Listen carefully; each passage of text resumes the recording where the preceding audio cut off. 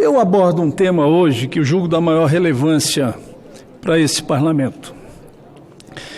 Quero falar sobre o desemprego. Não tem nenhuma dúvida de que o desemprego é um dos maiores problemas que nós temos a enfrentar.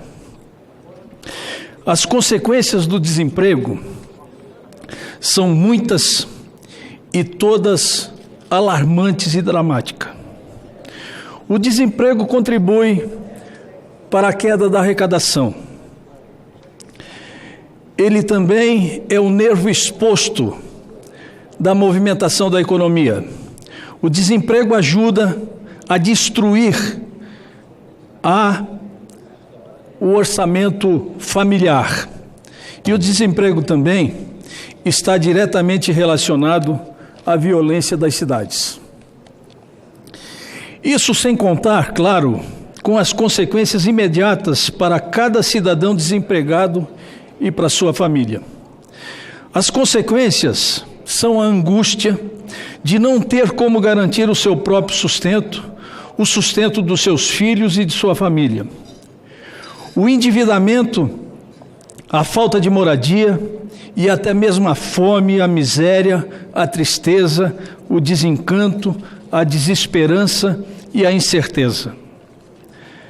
Certamente cada um de nós conhece muita gente ou muitas pessoas que perdeu o emprego nos últimos tempos. O que está à procura de um emprego também há muito tempo.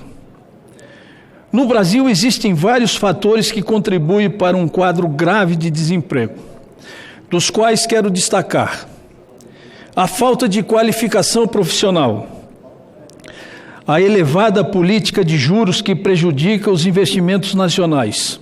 E aqui faço um parêntese para relembrar o discurso da senadora Zenaide Maia de ontem, que abordou um tema importante e fundamental, que é a taxa de juros do cartão de crédito. Pois eu quero acrescentar aqui, senadora Anastasia, de que há 6, 7, 8 meses atrás, 10 meses atrás, um ano atrás, a taxa de juro Selic girava em torno de 14,25%. E o juro do cartão de crédito naquela época era de aproximadamente 500%. Bem, passados um ano aproximadamente dessa queda vertiginosa, o que é muito salutar e muito importante, a taxa Selic diminuiu substancialmente, enquanto que a taxa de juros do cartão de crédito não diminuiu proporcionalmente à taxa Selic. Hoje, a taxa do cartão de crédito, se fosse obedecer à proporção da redução da taxa Selic, seria em torno de 175%.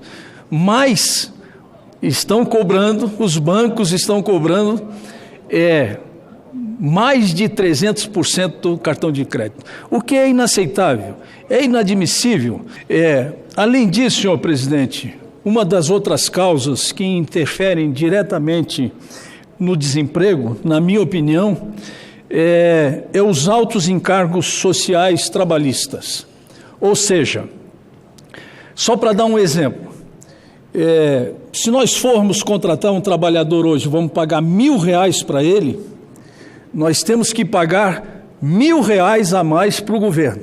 Então, um cidadão que tem um salário de R$1.000, ele custa R$2.000 para a empresa, aproximadamente. Não é bem 2.000, mas fazendo um cálculo redondo, é aproximadamente R$2.000.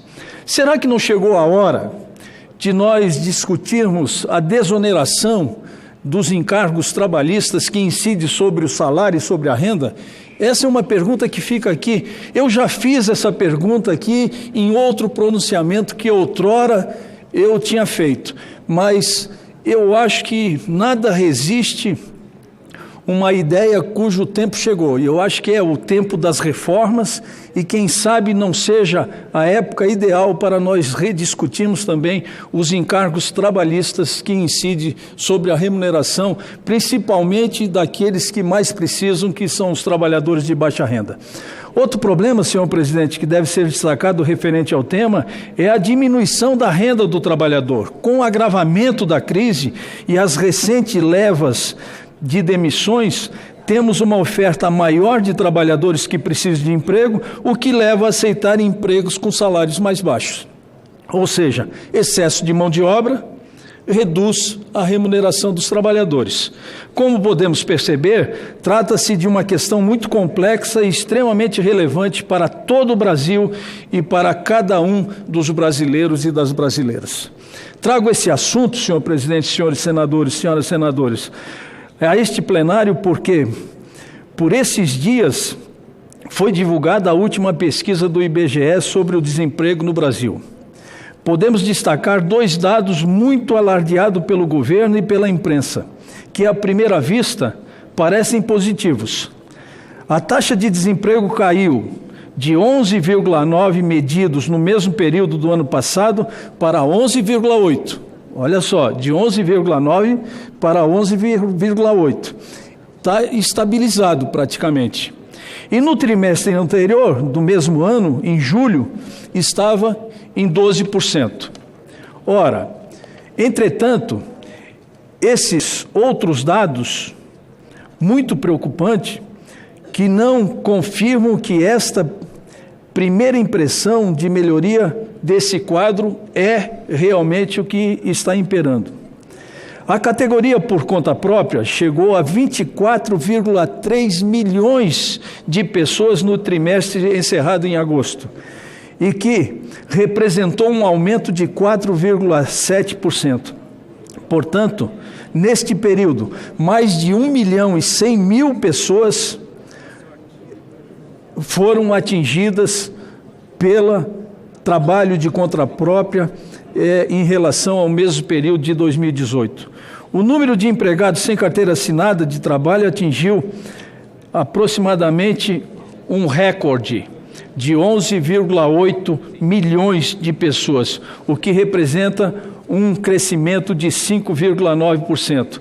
Portanto, mais 661 mil pessoas. O contingente de desocupados soma 12,5 milhões de pessoas.